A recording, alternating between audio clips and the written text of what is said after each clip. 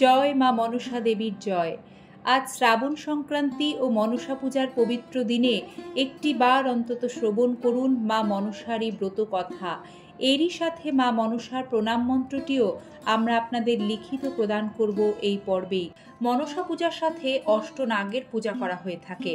অষ্টনাগ মূলত ৮টি নাগের সমাবেশকে বলা হয়ে থাকে। এই অষ্টনাগ হলেন অনন্ত, বাসুকী, পদ্ম, মহাপদ্ম, তক্ষক, কুলির, কর্কট, শঙ্খ। এই অষ্টনাগ একদিকে যেমন অষ্টবিধ সিদ্ধির কথা বোঝায়, তেমনি অপরদিকে অষ্টপাশের কথাকেও বোঝায়। সর্প হলো কুণ্ডলিনী শক্তির প্রতীক, আর এটাই হলো এই পূজার তাৎপর্য। মা মনসার পরিচয় সংক্ষেপে। ব্রহ্মবৈবর্ত পুরাণ থেকে জানা যায়, কাশ্যপ মুনি ব্রহ্মার আদেশে সর্প মন্ত্রসমূহের সৃষ্টি করেন। তপবনে মন দ্বারা সেই মন্ত্রের অধিষ্ঠাত্রী দেবী রূপে মা মনসাকে সৃষ্টি করেন। মন থেকে সৃষ্টি বলেই তার নাম মনসা। অপরদিকে মঙ্গল কাব্য থেকে জানা যায়, মা মনসা হলেন ভগবান শিবের মানস কন্যা, নাগরাজ বাসুকীর ভগিনী। দেবী ভাগবত পুরাণে মা মনসাকে কাশ্যপ মুনির কন্যা বলা হয়েছে। মা মনসার জন্ম পদ্মপাতায়, তাই তাঁর আরেক নাম পদ্মাবতী। তার স্বামীর নাম জরৎকার মুনি, তাদের একমাত্র পুত্রের নাম আস্তিক মুনি। সর্পের আদি দেবী হিসেবে মা মনসা যুগ যুগ ধরে ভক্তকুলের আরাধ্যা হয়ে এসেছেন। মা মনসা ব্রতের ব্রত কথা। জয় মা মনসা। এক দেশে এক গরিব ব্রাহ্মণ বাস করত। তার 7টি মেয়ে হয়েছিল, কিন্তু ছেলে একটিও হয়নি। সে ঠিক সময় মতো 6টি মেয়ের বিয়ে দিয়ে দিল, কিন্তু তার ছোট মেয়ে সরলার বর আর কিছুতেই জুটল না। ব্রাহ্মণ চারদিকে সরলার জন্য বর খুঁজতে লাগলো।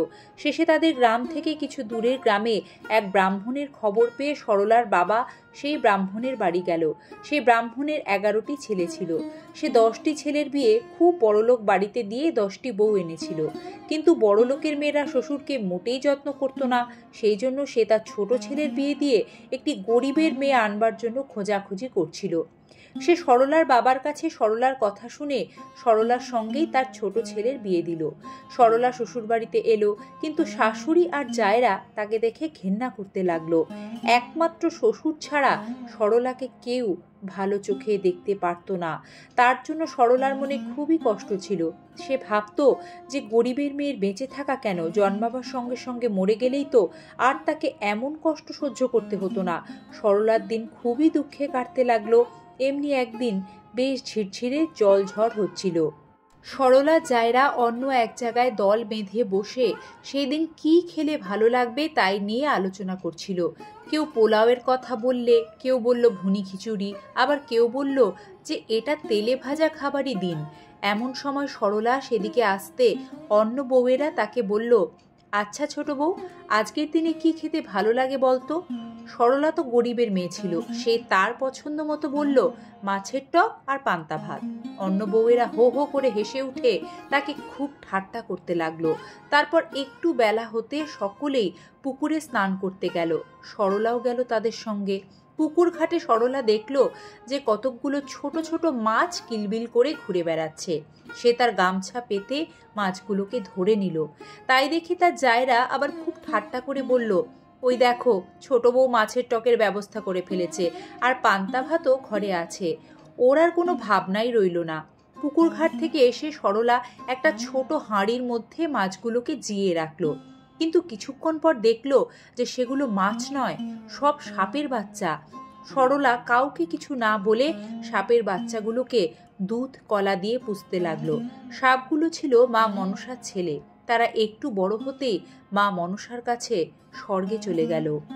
তারা তাদের মাকে সরলার দুর্দশা সব কথা জানালো। সব শুনে মা মনসার মনে খুব কষ্ট হলো।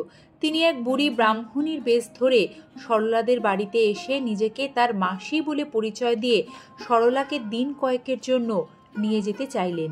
শ্বশুরবাড়ির লোকেরা কোনো আপত্তি না করে সরলাকে সেই বুড়ি ব্রাহ্মণীর সঙ্গে পাঠিয়ে দিল। বুড়ি ব্রাহ্মণী তখন সরলাকে নিয়ে এক নির্জন বনের মধ্যে গিয়ে উপস্থিত হলেন।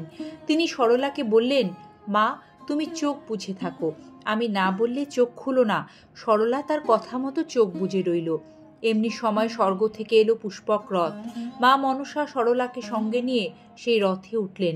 অল্পক্ষণের মধ্যে সেই রথ স্বর্গে মা মনসার প্রাসাদে গিয়ে পৌঁছালো। সরলা সেখানে গিয়ে দেখলো চারিদিকে সাপ কিলবিল করছে, ছোটাছুটি করছে, কিন্তু কেউ তাকে কামড়াচ্ছে না। মনসা দেবী তখন সরলাকে বললেন, মা সরলা, আমি তোমার মাসি নই, আমি মনসা দেবী। তোমার দুঃখ দেখে তোমাকে এখানে এনেছি, তুমি এখানে থাকো, আজ থেকে আমার পুজোর জোগাড় করো।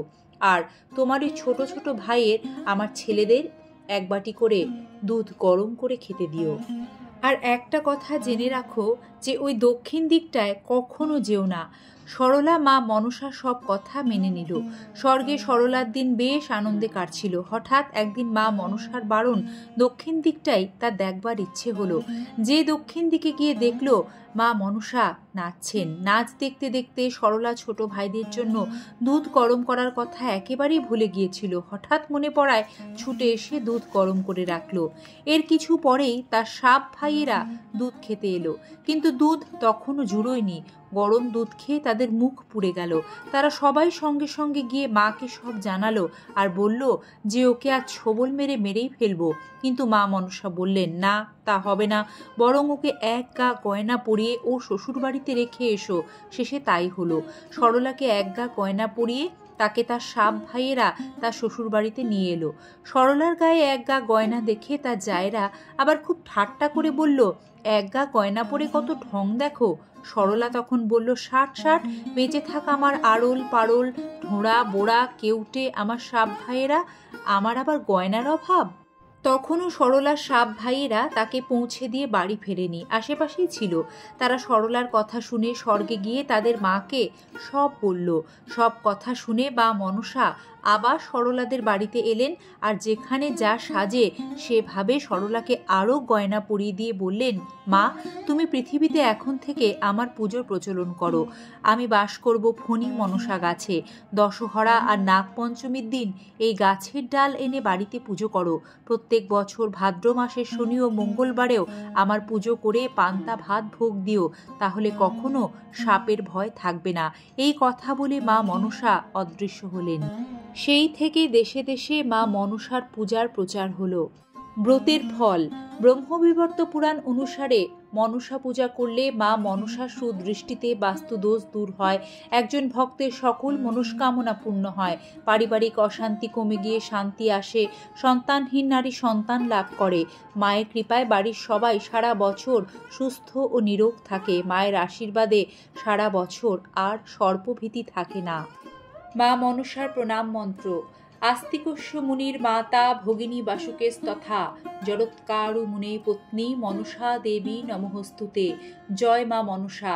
মায়ের আশীর্বাদে সকলের জীবন হয়ে উঠুক মঙ্গলময়। এই প্রার্থনা রেখে আজকের পর্ব এখানেই শেষ করছি। আগামী পর্বে এমনই কোনো সনাতনী বার্তা নিয়ে আবারও হাজির হব। সে পর্যন্ত সকলেই সাথে থাকবেন, ভালো থাকবেন।